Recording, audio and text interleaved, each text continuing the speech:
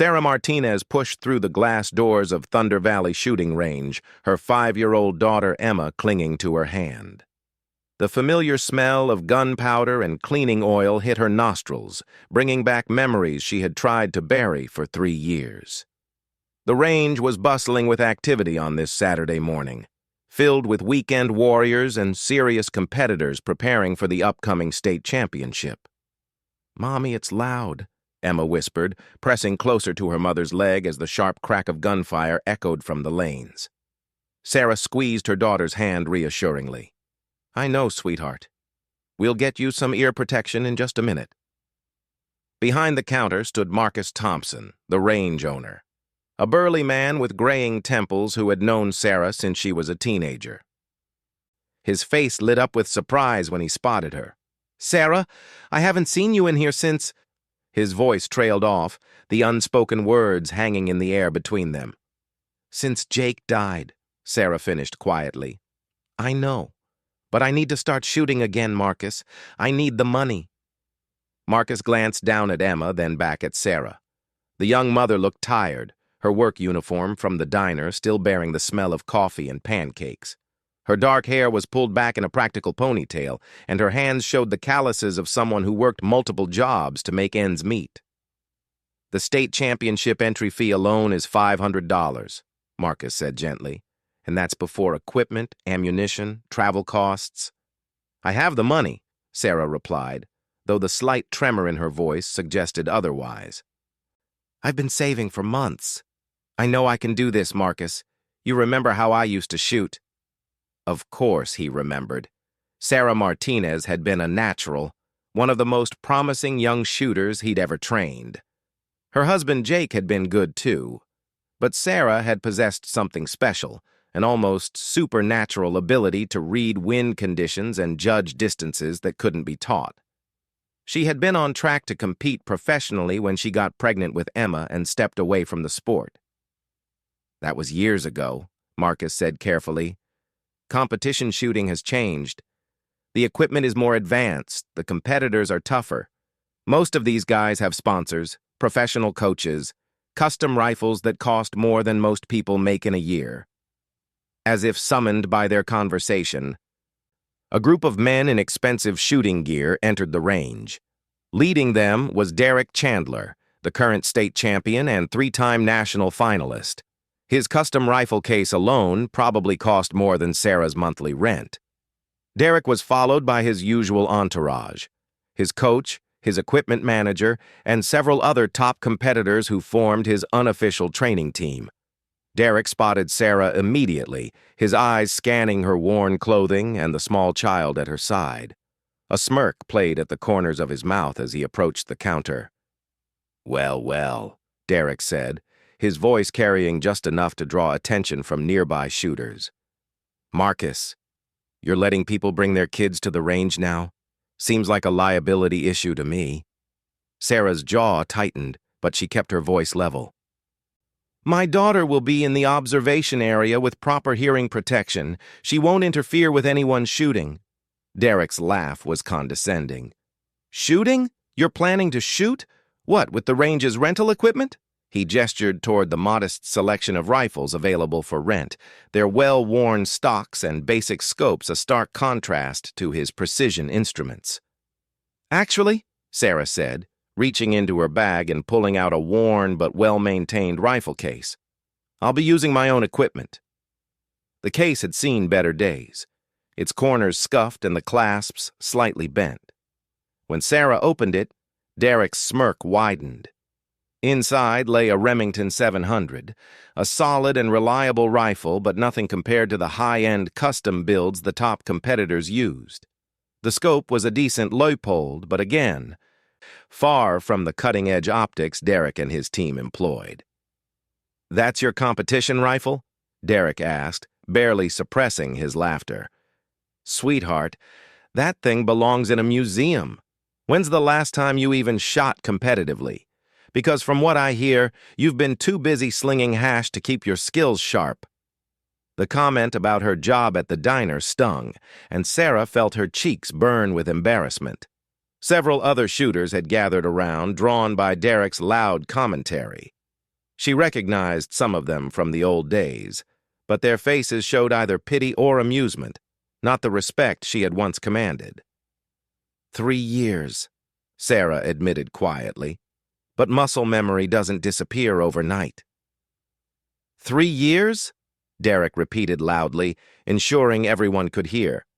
Lady, these guys practice every single day. They spend thousands of dollars on ammunition alone every month. They have coaches analyzing every aspect of their technique, and you think you can just waltz back in here with your antique rifle and compete with them? Tom Brady, one of Derek's training partners and a regional champion in his own right, chimed in. Derek's right. This isn't recreational shooting at paper targets. We're talking about precision shooting where a millimeter can mean the difference between winning and going home empty-handed. The competition next month is going to have shooters from 5 states, including some guys who are ranked nationally. Sarah felt Emma's hand slip into hers, and she looked down to see her daughter's worried expression. The little girl didn't understand the technical aspects of what was being discussed, but she could sense the tension in the room and the way the men were talking to her mother. I understand the stakes, Sarah said, her voice stronger now.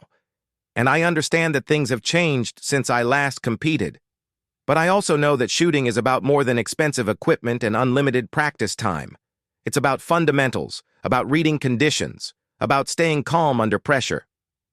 Derek exchanged glances with his teammates, and their amusement was evident. Tell you what, he said, his tone taking on the quality of someone offering charity to the less fortunate. Since you're so confident in your fundamentals, why don't you show us what you've got? Right here, right now. We'll set up some targets at 300 yards. And you can demonstrate these superior fundamentals of yours. The challenge hung in the air like smoke from a rifle barrel. Sarah felt the weight of every eye in the range upon her, and she heard the whispered conversations starting among the spectators. Some were taking bets on how badly she would embarrass herself, while others were simply curious to see if the once promising shooter still had any ability left. Marcus stepped forward, concern evident in his voice. Sarah, you don't have to prove anything to these guys. Why don't you take some time to get reacquainted with the range? Maybe start with some shorter distances. But Sarah was already shouldering her rifle case and reaching for Emma's hand. No, Marcus. I think Derek makes a fair point. If I'm going to compete next month, I should probably demonstrate that I belong on the same range as the current champion. Derek's grin was predatory now. Excellent. Let's make it interesting. Standard precision shooting rules, 5 shots at 300 yards. Best group wins. When you lose, and you will lose, you agree to save yourself the embarrassment and skip the state championship. And when I win? Sarah asked, her voice steady despite the flutter of nerves in her stomach. Derek's laugh was sharp and dismissive. If you win, which won't happen, I'll personally pay your entry fee for the state championship. But since we both know that's not going to occur, let's focus on reality. As the group moved toward the long-range section of the facility, word of the impromptu competition spread quickly throughout the range. Shooters abandoned their own practice sessions to witness what many assumed would be a spectacular humiliation of an overconfident amateur. The betting was heavily in Derek's favor, with most people wagering not on whether he would win, but by how much. Sarah helped Emma into child-sized hearing protection and settled her in the observation area with Marcus, who had volunteered to watch the little girl during the competition. Emma's eyes were wide with a mixture of excitement and nervousness as she watched her mother prepare for what everyone seemed to think was an impossible challenge. Is Mommy going to win? Emma asked Marcus in the loud whisper of a 5-year-old trying to be quiet. Marcus looked at Sarah, who was methodically checking her rifle and loading her magazine with practiced efficiency. Her movements were smooth and confident, showing muscle memory that hadn't been completely erased by 3 years away from the sport. But he also noticed the slight tremor in her hands that betrayed her nerves, and he saw the way she kept glancing at the expensive equipment Derek was assembling with casual ease. I don't know, sweetheart, Marcus replied honestly.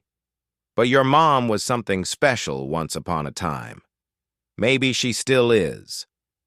The targets were set at exactly 300 yards, measured with laser precision. Derek would shoot first, followed by Sarah, with 5 shots each scored on the tightest group measurement. The rules were simple, but the pressure was immense. Derek had drawn quite an audience, with nearly 24 spectators gathered to watch the competition. As Derek settled into his shooting position, his rifle rest adjusted with mechanical precision, Sarah found herself studying not just his technique, but the whispered comments of the crowd.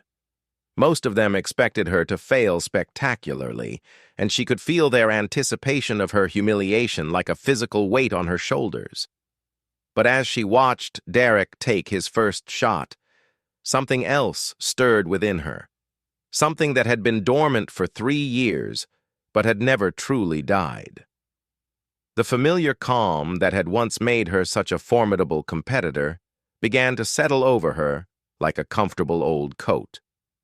Her breathing slowed, her heartbeat steadied, and for the first time since entering the range that morning, Sarah Martinez smiled. Derek Chandler's first shot cracked through the morning air with the precision of a well-oiled machine. Through his high-powered spotting scope, Marcus could see the bullet hole appear dead center in the target's bullseye, exactly where it should be. The small crowd of onlookers murmured appreciatively. Derek hadn't earned his reputation by accident. "Nice shot," one of his teammates called out, though everyone had expected nothing less from the state champion.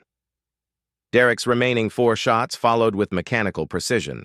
Each bullet found its mark within a tight cluster that could be covered by a quarter.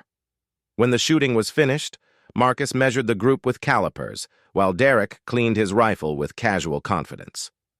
.78 inches, Marcus announced, holding up the measurement tool for everyone to see. "That's exceptional shooting at 300 yards. Derek stood and stretched, making a show of his satisfaction. "Not my best, but it should be more than adequate for today's demonstration." He turned toward Sarah with exaggerated sympathy. "Don't feel bad when you can't match it. Most people spend years trying to achieve that level of consistency." Sarah barely heard the comment. She was studying the wind flags placed along the range, watching how they moved in the subtle breeze that most of the spectators hadn't even noticed. Her eyes tracked the heat shimmer rising from the concrete, noting how it affected the view of the target. These were the details that separated good shooters from great ones, the ability to read environmental conditions that could push a bullet inches off target at long range.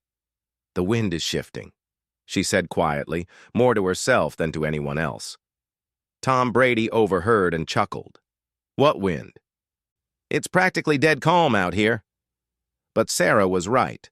What appeared to be still air to the casual observer was actually a complex pattern of air currents created by the building's structure and the heating asphalt.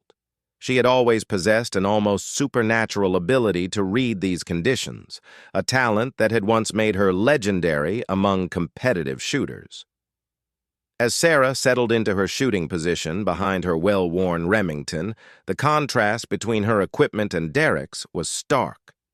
Where his rifle rest was a precision instrument of machined aluminum and carbon fiber, hers was a basic bipod that had seen years of use. His scope featured sophisticated ranging capabilities and ballistic calculators.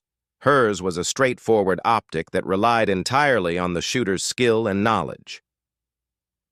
"Whenever you're ready," Derek called out, making no attempt to hide his amusement.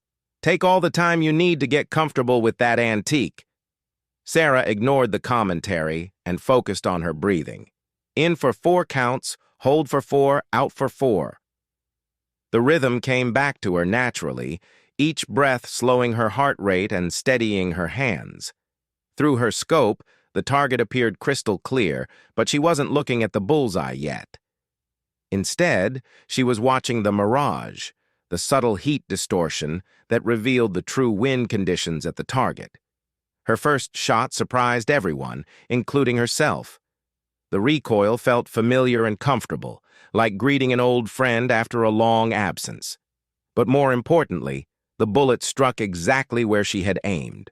not at the center of the target, but slightly left to compensate for the wind drift that no one else had noticed. "Off-center," Derek observed loudly. "Rookie mistake. You have to aim for the bullseye if you want to win." But Marcus, who was watching through the spotting scope, saw something different. Sarah's first shot had indeed hit left of center, but it was perfectly placed for the wind conditions. More importantly, it established a reference point for her remaining shots. Sarah's second shot followed quickly, her muscle memory taking over as she worked the bolt with smooth efficiency. The bullet struck within a hair's breadth of her first shot.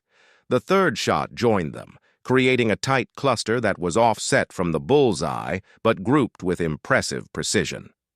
By her fourth shot, some of the spectators were beginning to notice that something unusual was happening. Sarah's group was tighter than Derek's, even though it wasn't centered on the target. More experienced shooters in the crowd began to understand what they were witnessing. This wasn't random luck or a fluke. This was precision shooting of the highest caliber. "What's her group measuring?" someone called out. Marcus peered through the spotting scope and made some quick calculations. "Hard to tell exactly from here, but it's definitely under 3/4 of an inch, maybe considerably under." Derek's confident expression began to show the first cracks of uncertainty. He stepped behind his own spotting scope to examine Sarah's target more closely. What he saw made his jaw tighten with frustration and disbelief. Sarah chambered her fifth and final round with deliberate care. The wind had shifted again, and she made a minute adjustment to her point of aim. The crowd had fallen silent now, sensing that they were witnessing something special. Even Emma, who had been fidgeting in her chair, sat perfectly still as she watched her mother take her final shot. The rifle cracked one last time, and Sarah remained motionless for several seconds, her eye still pressed to the scope. Then she slowly lifted her head and safetied her weapon, her face showing no emotion whatsoever. Marcus walked downrange to examine both targets, while the crowd waited in tense silence. Derek followed close behind, his expensive equipment bag slung over his shoulder and his confidence visibly shaken. The two men stood at the target line for what seemed like an eternity, measuring and remeasuring with precision calipers. When they returned, Marcus's face was carefully neutral, but Derek looked like he had seen a ghost. The state champion's usual swagger had evaporated, replaced by barely concealed shock and disbelief. "Well?" Tom Brady demanded. "What's the verdict? How bad did she miss?" Marcus cleared his throat and held up both targets for everyone to see. Derek's group was indeed exceptional. 5 shots clustered tightly around the bullseye in a pattern that any competitive shooter would be proud of. But Sarah's target told a different story entirely. "Derek's group measures exactly 0.78 inches, Marcus announced. "It's centered perfectly and demonstrates excellent shooting under controlled conditions." He paused and held up Sarah's target. "Sarah's group measures 0.42 inches. Not only is it significantly tighter than Derek's, but it's perfectly centered for the wind conditions. She read the environmental factors correctly and adjusted her point of aim accordingly." The silence that followed was deafening. Several people asked Marcus to repeat the measurement, unable to believe what they had heard. 0.42 inches at 300 yards was extraordinary shooting under any circumstances, but achieving it with basic equipment after a 3-year absence from the sport was almost incomprehensible. Derek snatched the calipers from Marcus's hands and measured Sarah's group himself, his face growing redder with each verification. The measurement was accurate. Sarah had not only beaten him, she had crushed his supposedly exceptional group by nearly 50%. "This is impossible," Derek muttered, loud enough for the crowd to hear. "Nobody shoots that well with equipment that basic. Nobody." Sarah finally spoke, her voice calm and steady. "You're right that equipment matters, Derek. But you forgot the most important piece of equipment any shooter has." She tapped her temple with one finger. "The computer between your ears. All the expensive gear in the world can't compensate for poor fundamentals and an inability to read conditions." The crowd was buzzing now, with several people approaching Sarah to congratulate her on the impressive shooting display. Others were re-examining Derek's expensive equipment setup, suddenly seeing it in a different light. The tools themselves weren't worthless, but they clearly weren't a substitute for skill and knowledge. Tom Brady, who had been one of Derek's most vocal supporters, stepped forward with grudging respect. "That was exceptional shooting," he admitted.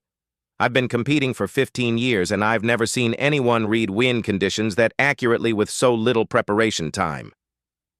Derek, however, was far from ready to concede defeat or admit that he had been wrong about Sarah's abilities. His face had gone from red to pale, and his hands were shaking slightly as he packed away his equipment.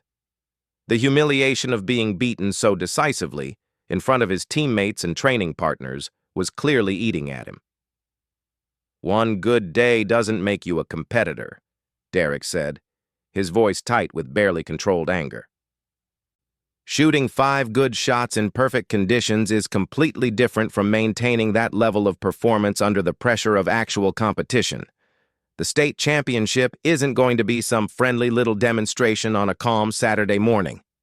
Sarah nodded thoughtfully. "You're absolutely right. Competition pressure changes everything. The ability to perform when it matters most, when there's something real on the line, that's what separates champions from also-rans." "Exactly," Derek replied, seizing on what he thought was an admission of weakness. "And you haven't faced that kind of pressure in 3 years.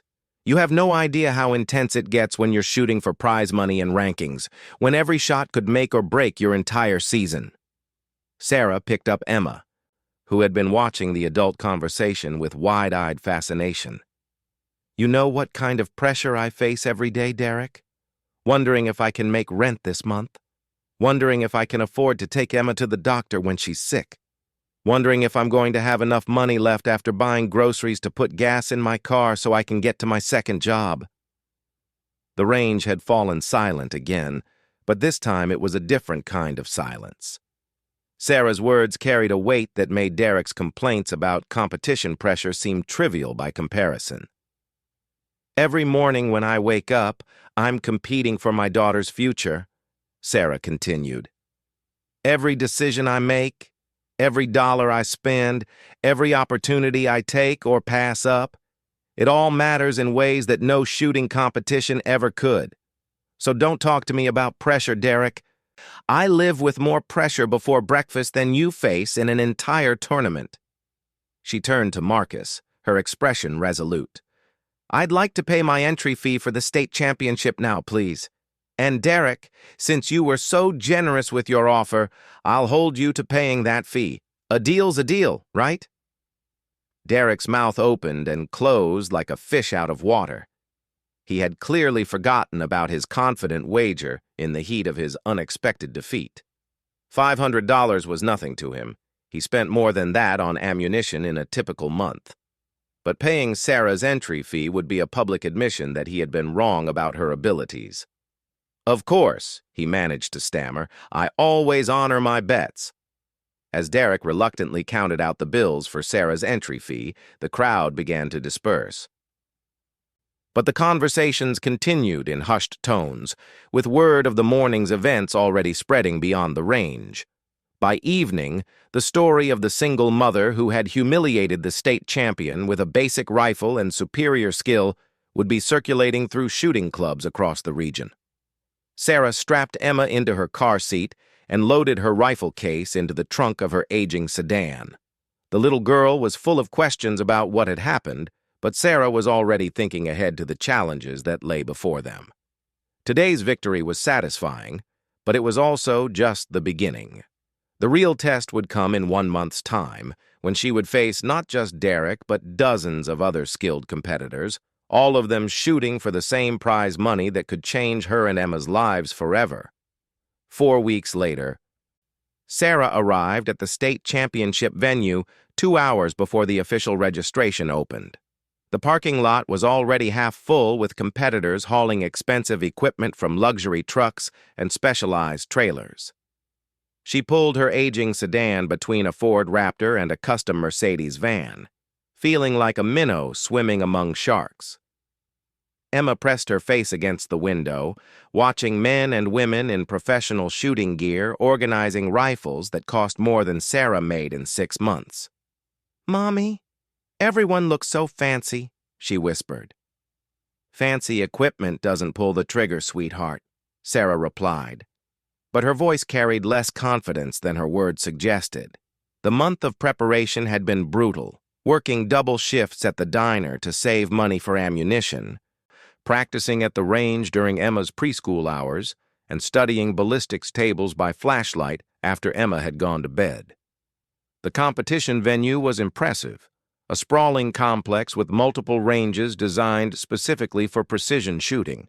Electronic target systems displayed scores in real time, and the professional atmosphere was intimidating even to experienced competitors.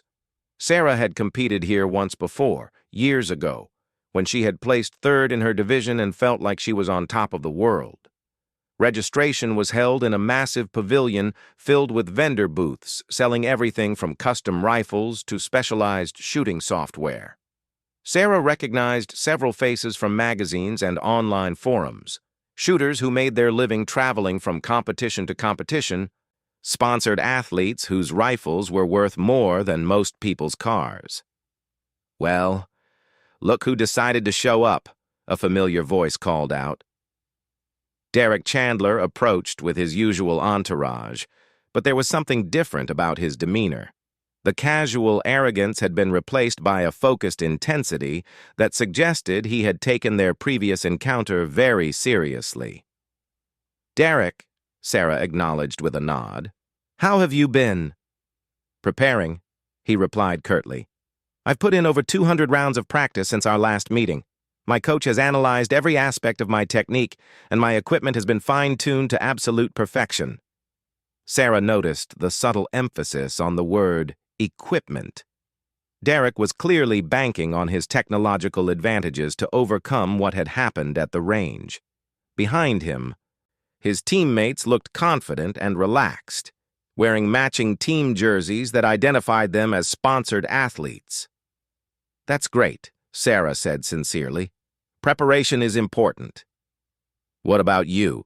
Tom Brady interjected. "How much practice have you managed to squeeze in between serving coffee and changing diapers?" The comment was intended to sting, and it did. Sarah had managed perhaps 50 rounds of practice ammunition in the past month, far less than she would have liked, but all that her budget could accommodate. Every bullet had been precious, every practice session carefully planned to maximize her limited resources. "Enough," Sarah replied simply, refusing to be drawn into a discussion of her limitations. As the morning progressed, the scope of the competition became clear. 78 shooters had entered the precision rifle division, including several former national champions and multiple sponsored professionals. The course of fire would consist of 4 stages, 5 shots each at 300, 500, 700, and 1,000 yards. The cumulative score would determine the winner, with a prize purse of $15,000 for first place. Emma stayed close to Sarah throughout the morning, wide-eyed at the spectacle of serious competition shooting. Marcus had driven down to watch, and he helped keep Emma entertained while Sarah went through her equipment checks and mental preparation. "Nervous?" Marcus asked during a quiet moment. "Terrified," Sarah admitted. "But it's a different kind of fear than I expected. I'm not afraid of losing. I'm afraid of not shooting up to my potential. Emma deserves to see me give everything I have." The first stage began with competitors shooting in groups of 10. Sarah had drawn shooting position 7, which placed her in the middle of a particularly intimidating group that included Derek, 2 former national champions, and several sponsored professionals. Their equipment setup looked like something from a science fiction movie, with precision rests, electronic wind meters, and rangefinders that could calculate atmospheric conditions automatically. Sarah's setup, by contrast, was almost quaint. Her Remington 700 looked well-maintained but basic. Her scope was solid but unremarkable, and her shooting bag was clearly homemade. Several competitors glanced at her equipment with poorly concealed amusement, making comments about hobby shooters and amateur hour. The 300-yard stage was straightforward precision shooting, similar to what she had done at the range a month earlier. Sarah settled into her position and began her familiar breathing routine, blocking out the whispered conversations and equipment adjustments happening around her. Her first shot felt perfect the moment it left the barrel. Through her scope, she could see the bullet hole appear exactly where she had aimed. Her remaining 4 shots followed with mechanical precision, each one building on the foundation of the first. When the electronic scoring system displayed her results, the numbers drew immediate attention. 5 shots in a 0.387-inch group, the tightest of the entire first relay. Derek, shooting 2 positions to her left, had managed a respectable 0.652-inch group that would have been excellent under normal circumstances. But with Sarah's exceptional shooting setting the bar, his performance suddenly looked ordinary.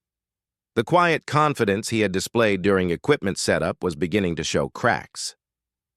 "Lucky shots," one of Derek's teammates muttered, loud enough for Sarah to hear. "Let's see how she does when the range opens up." The 500-yard stage proved more challenging, with crosswinds that varied in intensity and direction along the bullet's flight path. Many competitors struggled with the conditions, their expensive wind-reading equipment providing data that they couldn't interpret quickly enough to make effective adjustments. Sarah, however, seemed to read the wind instinctively. She would study the flags and mirage for several seconds, make a subtle adjustment to her point of aim, and then fire with confidence.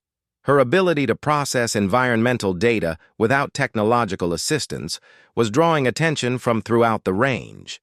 By the end of the 500-yard stage, Sarah was leading the competition by a significant margin. Her cumulative score was exceptional, and several experienced competitors were beginning to take notice of the woman with the basic equipment who was outshining shooters with far superior gear. "Who is that?"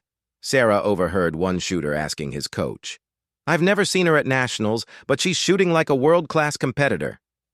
The 700-yard stage separated the serious competitors from the recreational shooters. At this distance, small errors in wind reading or ammunition consistency were magnified dramatically. Several high-profile competitors began to struggle, their precision falling off as the environmental challenges increased. Sarah's performance, however, remained remarkably consistent. If anything, she seemed to improve as the distances increased and the conditions became more challenging. Her ability to read wind patterns that others couldn't see was becoming legendary among the spectators gathered behind the shooting line. Derek was starting to show signs of serious pressure. His usual smooth shooting rhythm had become hesitant and overcalculated. He was spending excessive time on each shot, double-checking his equipment and second-guessing his wind calls. The confidence that had carried him to multiple championships was evaporating under the weight of unexpected competition. "She's in your head," his coach observed bluntly during a break between stages. "You're shooting like you're afraid of her instead of shooting your own match." Derek knew his coach was right, but he couldn't shake the psychological impact of being outshot so decisively by someone he had dismissed as an amateur. Every time he glanced toward Sarah's shooting position and saw her calm, methodical approach, it reminded him of his own increasing desperation. The final stage at 1,000 yards would determine the championship. At this extreme distance, even the slightest environmental factor could push a bullet several inches off target. Many competitors found their scores dropping dramatically as they struggled with the complex calculations required for accurate shooting at such range. Sarah, however, seemed to thrive in these challenging conditions.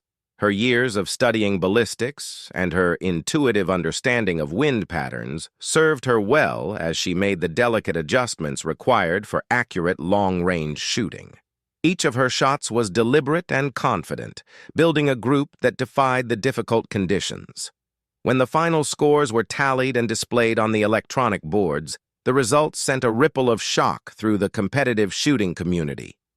Sarah Martinez, shooting with basic equipment and minimal financial backing, had not only won the state championship, but had set a new course record in the process.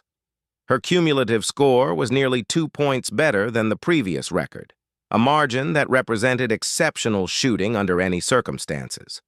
Derek finished fourth, his worst performance in 3 years.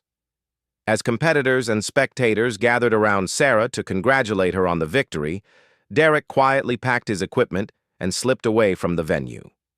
The psychological impact of being beaten so decisively by someone he had dismissed as unworthy competition would haunt him for months to come. Sarah accepted the championship trophy with trembling hands, Emma beaming beside her as photographers captured the moment.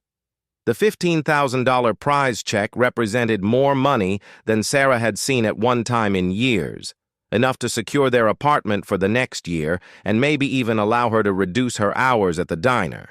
But more than the money, the victory represented validation of her abilities and proof that dedication and skill could overcome financial disadvantages.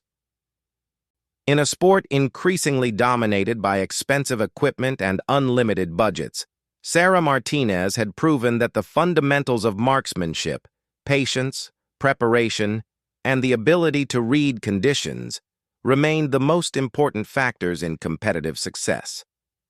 As Sarah drove home that evening, Emma sleeping peacefully in the back seat and the championship trophy secured in the trunk beside her rifle case, she allowed herself to imagine possibilities that had seemed impossible just months earlier. Professional sponsorship opportunities, invitations to national competitions, and the chance to make a living doing what she loved most. All of these doors had opened because she had refused to be intimidated by those who underestimated her. The single mother who had been overlooked and dismissed had not only proven her worth, but had shattered expectations in the process.